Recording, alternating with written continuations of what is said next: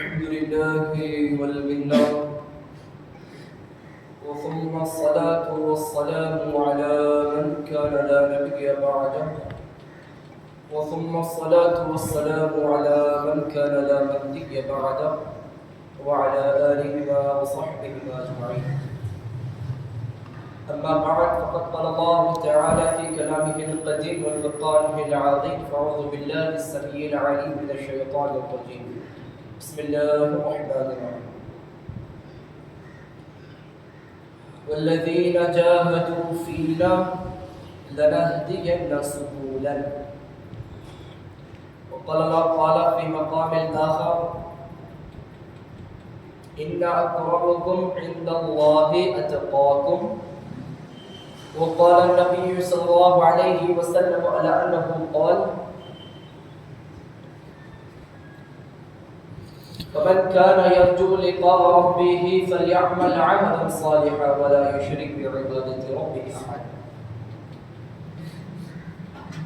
وقال المهدي الموعظ العظيم مذهب امام مصطفى دانی صدق الله مولانا العظيم وبلغنا رسوله النبي الكريم وصدقت المهدي الموعظ العظيم. وبعد ذلك قابل احترام آقائی و مولائی و مرشدی پیر طریقت واقف رموز معارفت صاحب رشد و ہدایت پیر و مرشد سے جعفر میاں صاحب شفیع قبلہ دعامت برکاتهم دعامت فضولهم حفظه الله الباری وعزیز و مقرب السلیعان الجمعہ. السلام علیکم ورحمۃ اللہ وبرکاتہ. وعلیکم السلام ورحمۃ اللہ وبرکاتہ. اجرکم علی اللہ. تمام تعریفیں تمام حمد و ثنا اللہ رب العزت کی ذات مقدسہ کے لیے سزاوار ہے جو اپنی صفت خلاقیت میں ایک ہے، وہ اپنی صفت انانیت میں بھی ایک ہے، وہ اپنی صفت غفاریت میں ایک ہے. اللہ وہ ہے کہ جو اپنی ذات کو اگر اظہار نہ کرتا تو کائنات کو وجود بھی نہ بخشتا. دیکھیے ہمارا بات جس ایام میں ہے، جس ماحول میں یا جس حال میں ہے، اگر میں صاف سیدھی بات میں کروں، اللہ رب العزت نے دیکھیے اپنے دین کی سمجھ کے لیے جب اللہ وقتاً فوقتاً انبیاء علیہ السلام کو مبعوث فرماتا رہا، اسی طرح ان انبیاء علیہ السلام کی ہدایت کے لیے، چونکہ دیکھیے بھی صرف انبیاء معصوم عن الخطا، کوئی بھی شخص کتنا بھی ولی کیوں نہ ہو جائے، کتنی بھی عبادت میں کامل کیوں نہ ہو جائے، یا خود خدا سے اس کا کلام کیوں نہ ہو جائے، لیکن وہ معصوم نہیں ہوتا. معصوم ہونے کی شرط پہلی تو یہ ہے کہ اللہ رب العزت اسے اپنا خلیفہ چن لے. اللہ کا خلیفہ الگ ہے اور نبی کا خلیفہ الگ ہے. یاد رکھیے اللہ رب العزت کا خلیفہ اسے خلیفۃ اللہ کہتے ہیں، اور انبیاءوں کے خلیفے ہیں اسے خلفۃ النبی کہتے ہیں، خلیفۃ النبی کہتے ہیں. اب فرق دونوں میں کیا ہے؟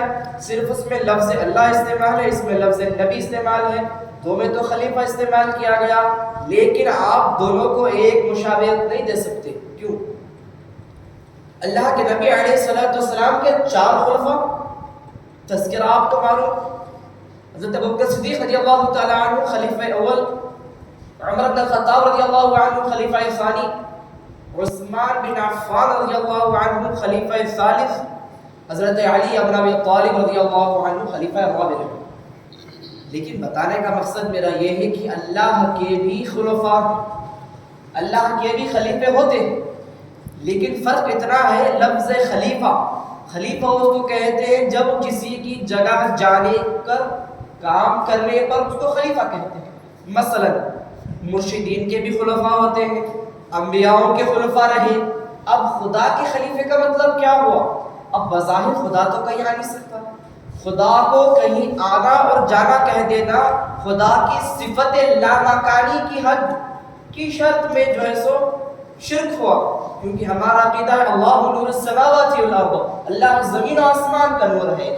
ہمارا عقیدہ ہے کہ اللہ یہاں موجود ہے، عقیدہ ہمارا ہے خدا عرش پر موجود ہے، عقیدہ ہمارا ہے جہاں جہاں کوئی شے موجود ہے خدا موجود ہے، لیکن خدا کو کہیں پر محدود کر دینا تو شرک ہوا۔ اللہ نور السماوات والارض، اللہ زمین کا بھی خدا ہے جتنا ہی وہ آسمانوں کا خدا ہے۔ تو بتانے کا مقصد میرا یہ ہوا جہاں جہاں تک اللہ کی مخلوق ہے وہاں وہاں تک اس کا نور باقی ہے، یہ قرآن سے ثابت ہے۔ لیکن اب اللہ خلیفے کیوں بھیجتا ہے؟ اب جہاں جہاں تک مخلوق ہے وہاں وہاں تک خدا موجود تو ہوتا ہے، لیکن بظاہر بذات خود ایک جسم مجسمہ لے کر تو نہیں آ سکتا۔ اللہ موجود ہے یہ الگ بات ہے، جسم کے ساتھ موجود ہے وہ دوسری بات ہے۔ اللہ نورانی مجسمہ نہیں ہے، وہ غیر ایسا مجسمہ ہے جو نورانی ہے، لیکن اس کو مجسمہ اللہ خود کو طاقت نہیں رکھتا۔ کیوں رکھتا نہیں؟ اب دیکھیے مثلا قرآن میں ایک آیت ہے، ذرا علمی بحث ہے، اگر آپ توجہ ابھی دیں تو آپ کو آئندہ سمجھ میں آئے گا۔ یہ موضوع تھوڑا اہم ہے، بتانے کا مقصد اس لیے آپ کو اہم سمجھتا ہوں۔ دیکھیں قرآن میں ایک آیت ہے ید اللہ فوق ایدیہم، بس جنہوں نے خدا کے ہاتھ پر بیعت کی تھی، پھر اللہ فرماتا وما رمیت اذ رمیت ولکن اللہ رمی۔ اے نبی جب تم سے کوئی پوچھے پتھر کس نے مارے تھے کہہ دینا پتھر میں نے مارے تھے۔ پھر ایک اور آیت میں احادیث میں تذکرہ ہے، اللہ فرماتا ہے جب لوگ میرے ایک قدم آگے آتے ہیں تو میں ان کے 10 قدم آگے آتا ہوں، میں ان کی آنکھ بنتا ہوں جس سے وہ دیکھتے ہیں، میں ان کے ہاتھ بنتا ہوں جس سے وہ کام کرتے ہیں، میں ان کے کان بنتا ہوں جس سے وہ چیزوں کو سنتے ہیں، میں ان کی زبان بن جاتا ہوں جس سے وہ بات کرتے ہیں۔ اب اگر کوئی نیا ایسا ویسا عالم ہوگا پہلے ہی فتویٰ کفر کا لگائے گا کہ اللہ کو ہاتھ ہے، قرآن میں ہے بھائی، میرے الفاظ نہیں ہے، قرآن میں اللہ فرماتا ہے ید اللہ فوق ایدیہم، کہ ان لوگوں نے نبی کے ہاتھ پر ہاتھ نہیں رکھا تھا، وہ خدا کا ہاتھ تھا کہ جس کے اوپر انہوں نے بیعت کی تھی۔ اب یہاں تک سمجھ میں تو آیا، لیکن اگر ایک علمی بحث اس میں نہ سمجھ میں آئے تو شرک کی طرف یہ آپ کو لے جا سکتا ہے۔ اب کیوں؟ صلح حدیبیہ کا وقت تھا جب اللہ کے نبی علیہ السلام کے ہاتھ پر جب تمام صحابہ بیعت کی تھی، اس وقت کو اللہ اس وقت کی منظر کشی اس طرح کرتا ہے کہ ید اللہ فوق ایدیہم، اس وقت پر وہ نبی کا ہاتھ نہیں تھا نیچے کہ جس پہ ہاتھ پر تم نے بیعت کی تھی، وہ خدا کا ہاتھ تھا کہ جس کے ہاتھوں پر تم نے بیعت کی تھی۔ یہ ترجمہ ہے قرآن کا۔ اب اگر کوئی بغیر سمجھے سوچے عربی جانتے ہوئے، خالص عربی کو جانتے ہوئے ترجمہ کر دے، وہ تو شرک کی طرف ملحوظ ہو جائے گا۔ عربی کا الفاظ ہے ید، کہتے ہیں ہاتھ کو، ید اللہ، اللہ کا ہاتھ، فوق ایدیہم، ان کے ہاتھوں کے اوپر۔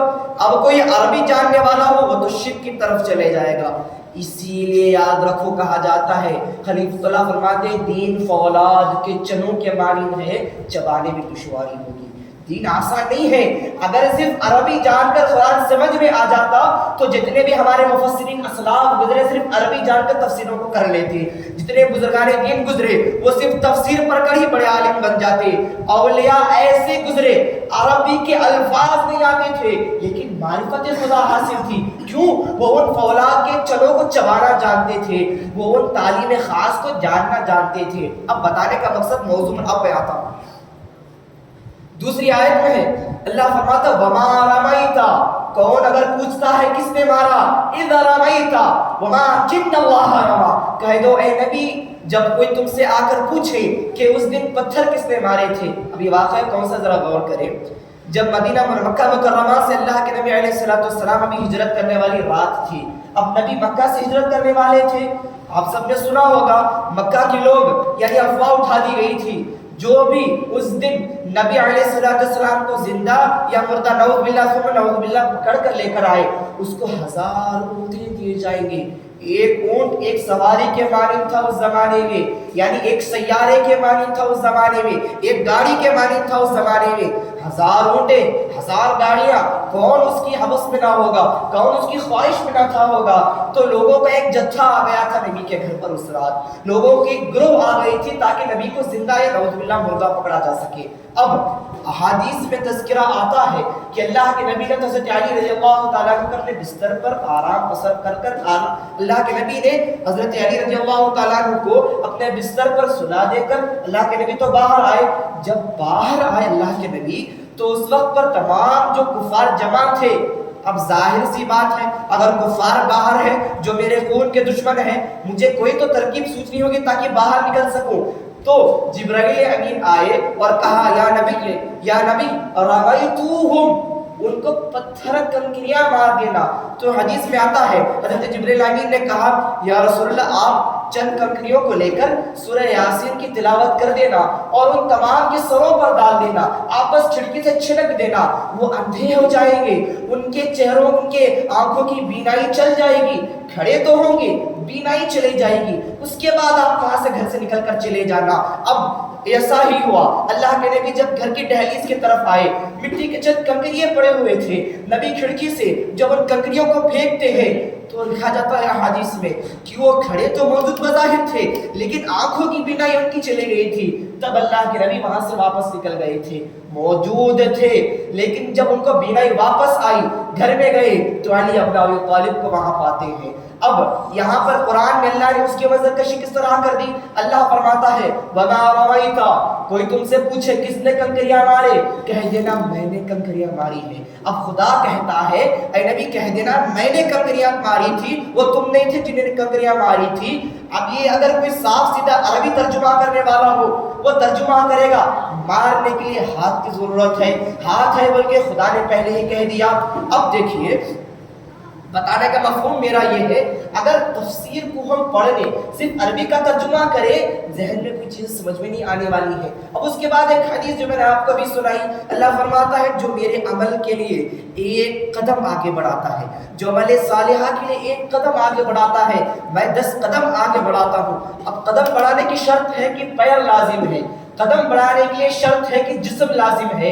اب اللہ فرماتا ہے میں ان کی آنکھ ہوتا ہوں جس سے وہ دیکھتے ہیں، ان کے کان ہوتا ہوں جس سے وہ سنتے ہیں۔ حدیث مکمل ہے، بتانا موضوع نہیں ہے۔ اب یہ کب ہوگا؟ جب کسی کے پاس جسم ہوگا۔ اب دیکھیے بتانے کا مقصد یہاں پر یہ نہیں آتا، اللہ رب العزت یہاں پر اپنے حبیب کی محبت کو بیان کرتا ہے۔ کیوں؟ اگر آپ کہیں گے دیکھیں وما رمیتا، اور پوچھے کون، کسی نے کہا کہ کون پتھریاں مارتا ہے، اے نبی کہہ دینا کہ خدا نے مارا، مجھے معلوم نہیں ہے۔ جب تمہارے ہاتھ پر بیعت کریں گے تو تم کہہ دینا یہ نیچے ہاتھ خدا کا ہاتھ ہے، یہ ہاتھ میرا نہیں ہے۔ تو بتانے کا مفہوم میرا یہ ہے دین کو سمجھنے کے لیے ٹوٹے پھوٹے علم کی ضرورت نہیں پڑتی، دین کو سمجھنے کے لیے مکمل طور سے علم کی ضرورت آپ کو پڑتی ہے۔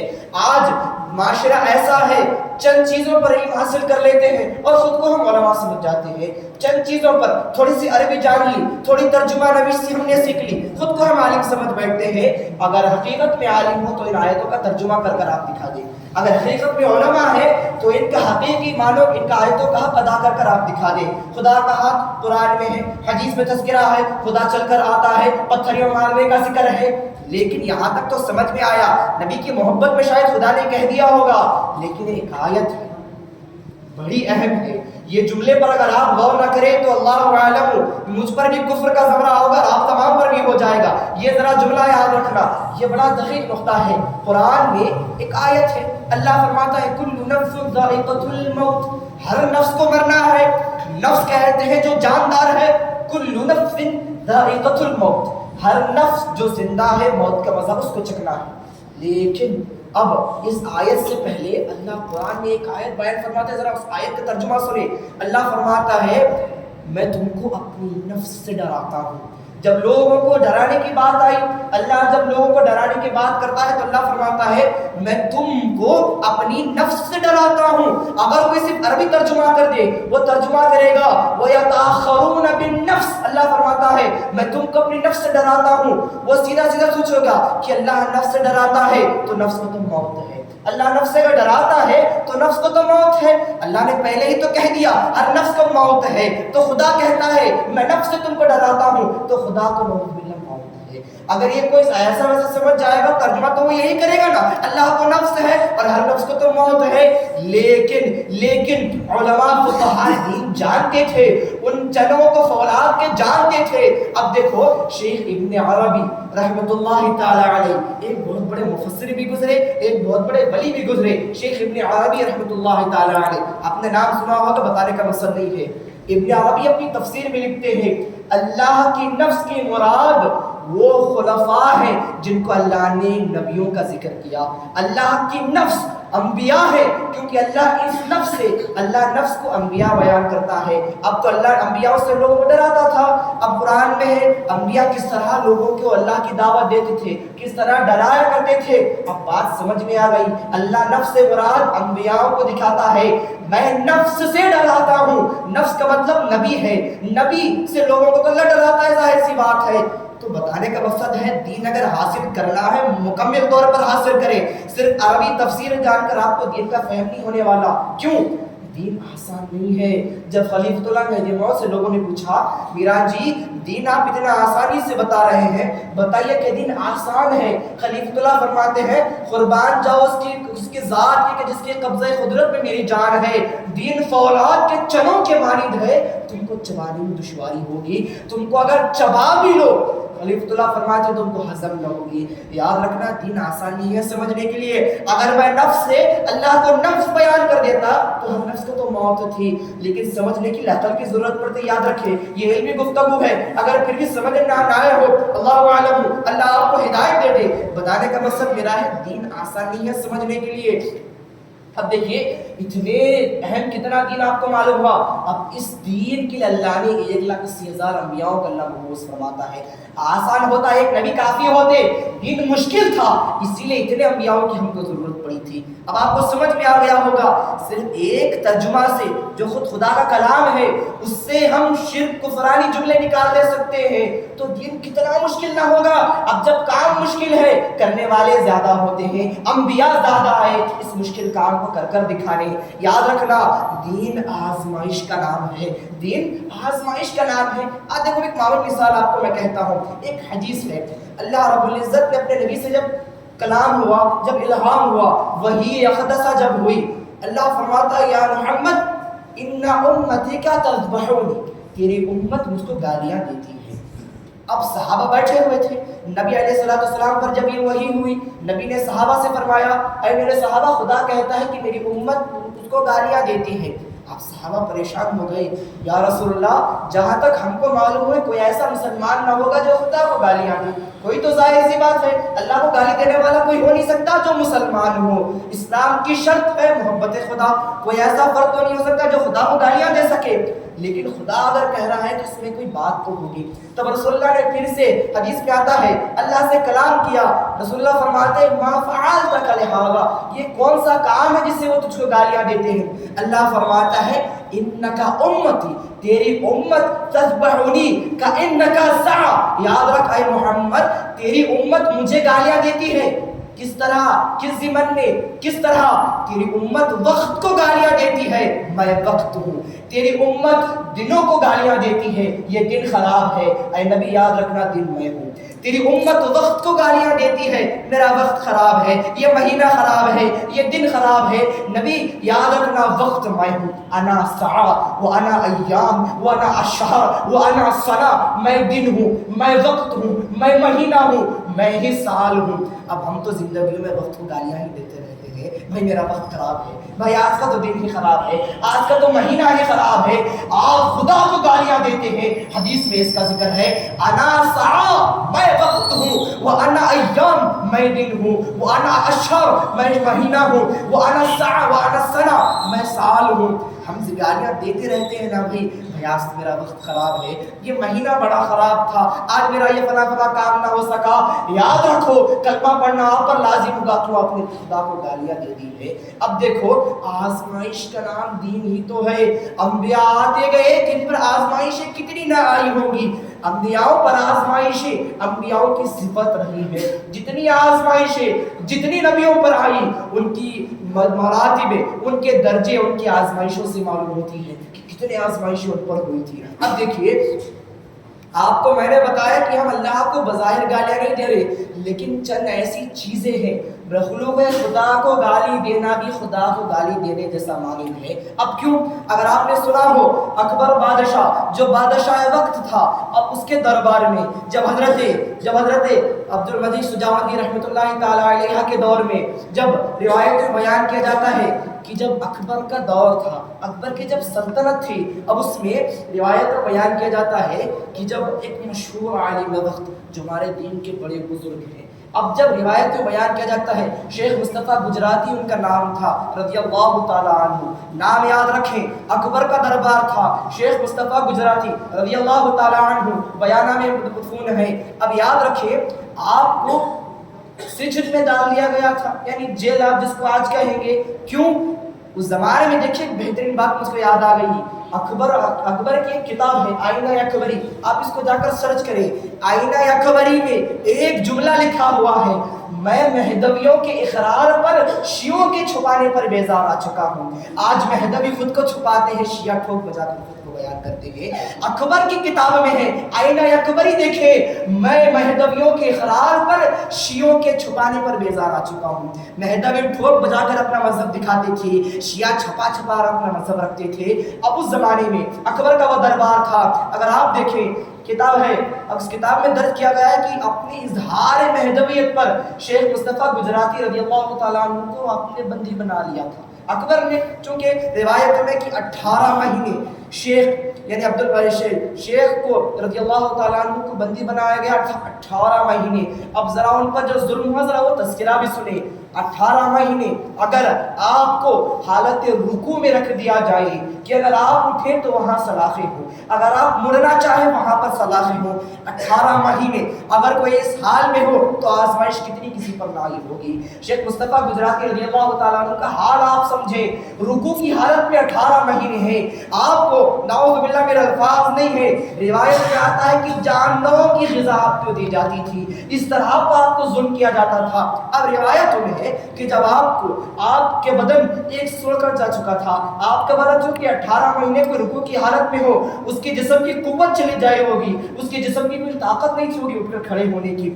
18 مہینے کوئی حالت رکوع میں ہو، اگر اٹھنا کھڑا چاہتا ہو تو وہاں پر سلاخیں رکھ دی جائیں تاکہ اٹھنے میں اس کو دشواری ہو۔ اب روایت کو بیان کیا جاتا ہے جب اکبر کے دربار میں ان کو پیش کیا گیا تو آپ رضی اللہ تعالیٰ عنہ ایک کوڑے ہو کر آپ آئے، یعنی آپ جو ہے رضی اللہ تعالیٰ عنہ حالت رکوع میں آپ کی حالت ہو چکی تھی، اٹھنے کی طاقت نہیں تھی، ہڈیاں آپ کی اسی عدد میں ہو چکی تھی جس طرح کہ آپ 18 مہینے رہ گئے تھے۔ آپ یعنی الفاظ میرے نہیں، اس چیز سے آپ کو مخاطب نہیں کرنا چاہتا، لیکن بس بظاہر کہہ دوں آپ کی حالت رکوع والی ہو چکی تھی۔ اب روایتوں میں ہے جب آپ اس حالت رکوع میں چلتے چلتے اکبر کے دربار میں آ رہے تھے، اکبر کا جو دربار تھا، اب روایتوں میں آتا ہے اکبر چونکہ آپ سے اتنا واقف نہ تھا، بس سنا تھا ایک مہدوی عالم چیخ چیخ کر اپنا دین کہتا ہے، یعنی ڈنگے کی چوٹ پر اپنا دین کہتا ہے۔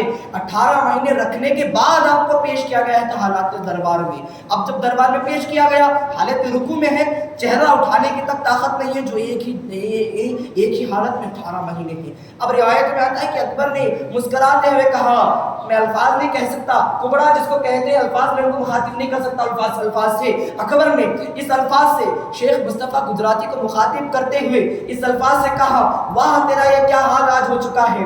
شیخ مصطفیٰ گجراتی کا ذرا جملہ آپ سنیں، شیخ مصطفیٰ گجراتی فرماتے ہیں، ماٹھی پر ہنستے ہو یا کمار پر ہنستے ہو، اس جسم پر ہنستے ہو یا جسم بنانے والے پر ہنستے ہو، اس حالت پر ہنستے ہو یا حالت کو بنانے والے پر تم ہنستے ہو، ماٹھی پر ہنستے ہو یا کمار پر۔ اب دیکھو بزرگان دین تھے، تصوف کو جانتے تھے، جملہ کتنا سخت ہے۔ آپ فرماتے ہیں مٹی پر ہنستے ہو یا کمار پر ہنستے ہو، یعنی تم مخلوق پر ہنستے ہو یا خالق پر ہنس رہے ہو۔ مجھے اس طرح بنانے والا تو خدا ہے، اگر خدا چاہتا اچھا تازہ مجھ کو رکھتا، خدا چاہتا ہے تو حالت رکوع میں ہوں۔ تو مطلب یہ ہے کہ تو مجھ پر نہیں ہنستا اکبر، تو خدا کے پر ہنستا ہے، نعوذ باللہ۔ تو یاد رکھیں دین آسان نہیں ہے، بتانے کا مقصد میرا یہ ہے ایسی چیزیں ہماری زندگیوں میں ہو جاتی ہیں جو کفر تک چلی جاتی ہیں، آپ کو سمجھ میں نہیں آئے گا، ایسی چیزیں ہیں جو ہم کو کفر کی طرف لے جاتی ہیں۔ اب شیخ مصطفیٰ گجراتی کا چونکہ واقعہ آپ کو میں نے بتا دیا، اب اس کو ختم ایسے اختتام کر دوں۔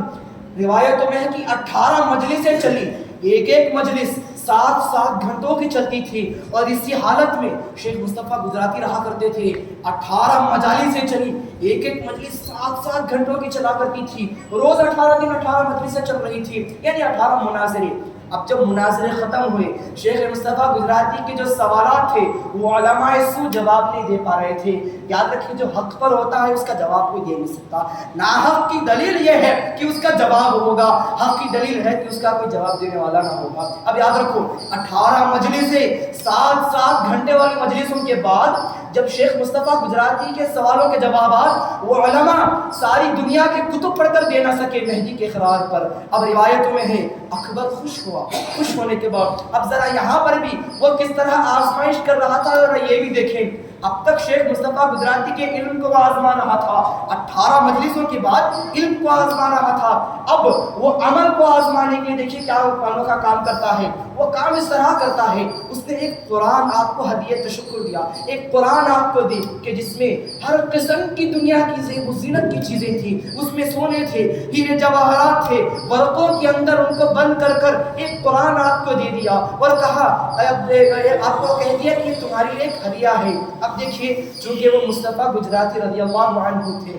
صحابہ میں سے تھے، تابعین میں سے تھے، چونکہ جانتے تھے اس میں دنیا والی وہ چیز ہے۔ اب روایت میں ہے کہ جب وہ قرآن اپنے ہاتھ میں لی، آپ اکبر کے دربار میں روایت میں بیان کیا جاتا ہے اکبر کی طرف یوں کرتے ہوئے اس قرآن کو اس طرح آپ چھڑکتے ہیں، اس طرح جھٹکتے ہیں، روایت میں بیان کیا جاتا ہے جتنا سونے والے ورق، جتنے ہیرے موتی اس میں رکھے گئے تھے، تمام کے تمام جب زمین پر پڑتے ہیں وہ علماء سو قرآنوں کو، کتابوں کو وہیں پر چھوڑ کر وہ سونے چاندی اکٹھا کرنے میں چلے جاتے ہیں، وہ سونا چاندی کو لینے میں چلے جاتے ہیں۔ یہ مصطفیٰ گجراتی کہ جن کو دے دی گئی تھی کتاب سونا چاندی بھر کر جھٹک دیتے ہیں چونکہ دنیا والی چیز اس میں آ چکی تھی، ان کو قرآن سے مطلب تھا نہ کہ اس ہیرے جواہرات سے، وہ جھٹکتے ہیں، یہ علماء ٹوٹ پڑتے ہیں ان ہیروں کو لینے۔ تو شیخ مصطفیٰ گجراتی کہتے ہیں اے اکبر دیکھ میرا مہدی قرآن سکھاتا ہے، تیرے علماء ہیرے سکھاتے ہیں، میں جھٹکتا ہوں تو قرآن لیتا ہوں، تیرے علماء جھٹکنے پر ہیرے جواہرات لیتے ہیں۔ یاد رکھو یہ تعلیمات مہدی ہے،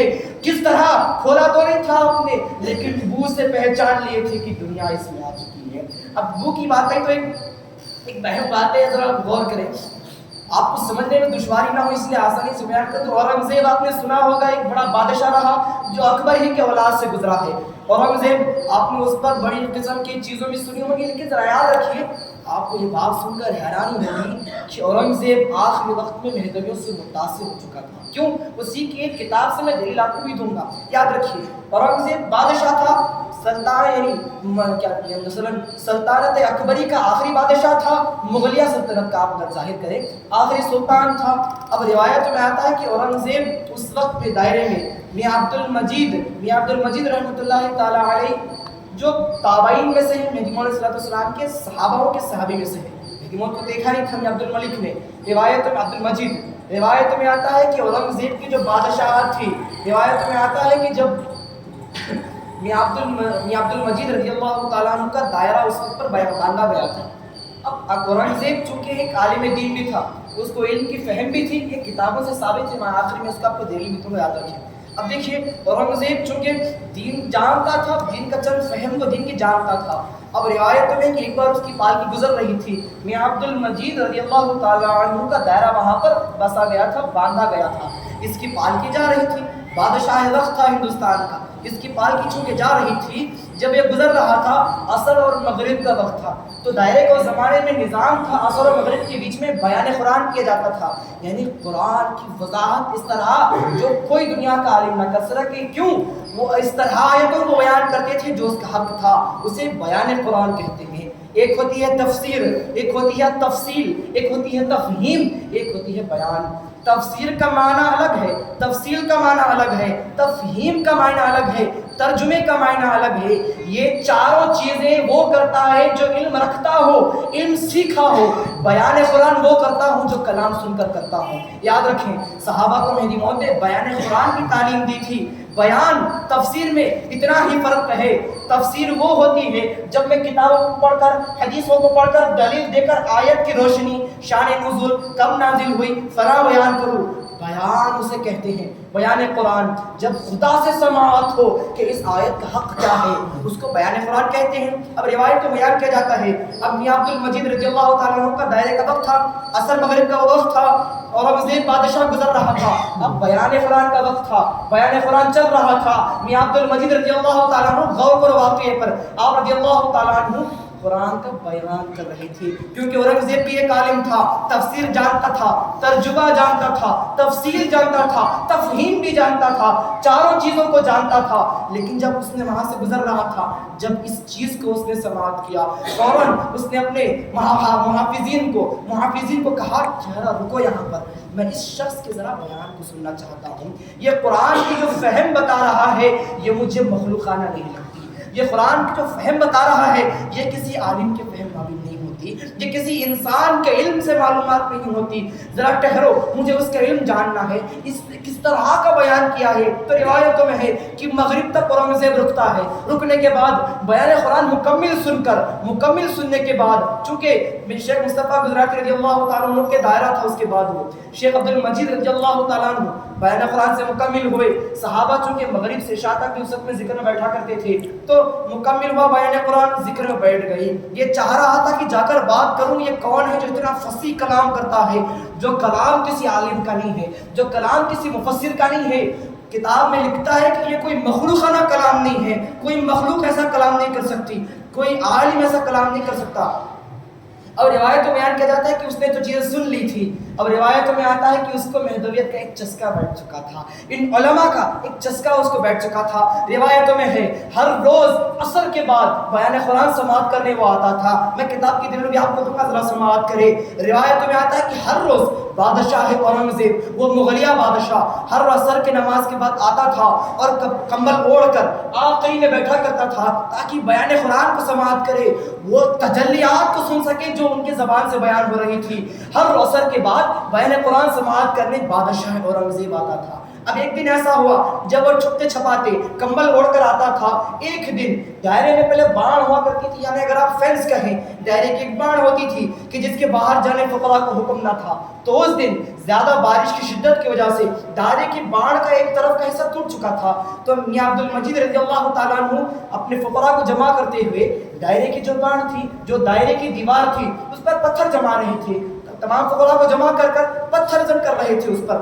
تو روایتوں میں آتا ہے کہ پتھر اتنے وزن تھے کہ ایک صحابہ جمع ہو کر آخر میں عبد المجید رہے تھے، تو ایک اپنے پاس کرتے جا رہے تھے، ایک فقرا دوسرے فقراء کو پتھر دیتے جا رہے تھے، اور میاں عبد المجید اس پتھر کو لے کر اس دیوار پر رکھ رہے تھے۔ دور بڑی قطار تھی، بڑی لائن تھی جہاں سے پتھر وہ آ رہے تھے۔ اب روایتوں میں آتا ہے جب اورنگزیب عصر کے وقت پر آیا، اس دن بیان نہیں ہو رہا تھا، اس دن دائرے کی دیوار باندھتے ہوئے دیکھا تھا۔ ذرا واقعہ یاد رکھیں، ایمان افروز ہے۔ اب دیکھیے جب اس نے یہ ماجرہ دیکھا کہ دیوار بن رہی تھی، اب چونکہ اسلامی اخلاقیت ہے تو اس نے کام یہ کیا کہ سوچا کہ چلو میں بھی جا کر ان کی تھوڑی مدد کر دیتا ہوں۔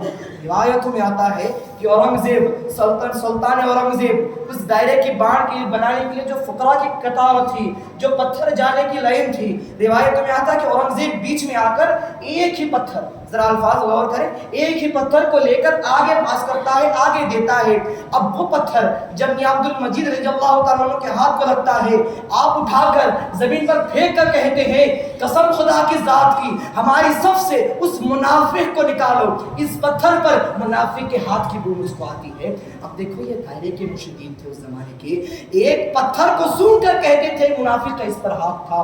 روایتوں میں آتا ہے پتھر کو زمین پر پھینک کر آپ کہتے ہیں ہمارے اس صف سے اس منافق کو نکالو، کیوں اس صف میں ایک منافق آ چکا ہے، اس پتھر پر مجھے اس کا ہاتھ لگا ہوا دکھ رہا ہے، مجھے بو آ رہی ہے اس پتھر پر اس منافق کی۔ اب روایتوں میں ہے بادشاہ اورنگزیب جو تھا وہ دبے قدم پیچھے بھاگنا شروع کرتا تھا، تو روایتوں میں عبد المجید رضی اللہ تعالیٰ عنہ اب آواز بلند کہتے ہیں اے اورنگزیب کیا تو یہ سمجھتا ہے کہ تو روز آتا تھا، میں تجھ کو پہچانتا نہیں تھا، میں روز سمجھتا تھا، معلوم بھی تھا تو روز وہیں پر بیٹھ کر سماعت کرتا تھا، مجھے یہ بھی معلوم تھا، میں آزما رہا تھا کہ تو کب تک آئے گا، لیکن قسم خدا کی ذات کی تیرے پاس وقت ہے، تو اقرار کر لے مہدویت کا، تجھ پر اقرار کا وقت ہے، اقرار کر لے۔ روایتوں میں ہے وہ اورنگزیب آتا ہے، شیخ عبد المجید کے پاس آ کر کہتا ہے یا شیخ مجھے کوئی چیز روا نہیں رکھتی، مجھے کوئی چیز روکتی نہیں، بس ایک ہی چیز روکتی ہے، میرا مذہب جو ہوگا، میری اہل و عیال کا مذہب ہوگا،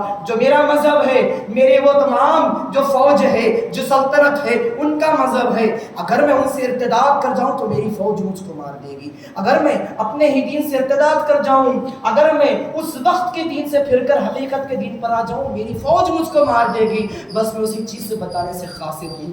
تو روایت میں ہے میاں عبد المجید باز بلند کہتے ہیں پھوٹ جائے تیری ساری زندگی، تیرے ساری زندگی کا عمل، کیوں تو نے چیزوں کو سمجھا ہے لیکن کبھی اس پر عمل نہ کیا۔ یاد رکھیں علماء اس وقت کبھی جانتے تھے دین آسان نہیں ہے، خلیفۃ اللہ فرماتے ہیں دین فولاد کے چنوں کے مانند ہے، نہ تو چبا سکو گے نہ ہضم کر سکو گے، دین آسان نہیں ہے۔ میں نے آیتوں سے آپ کو ذکر کیا، اسی لیے خلیفۃ اللہ مہدی نے فرمایا بندے کا آنا اس فولاد کے چنوں والے دین کو تم پر آسان کرنے کے لیے ہے۔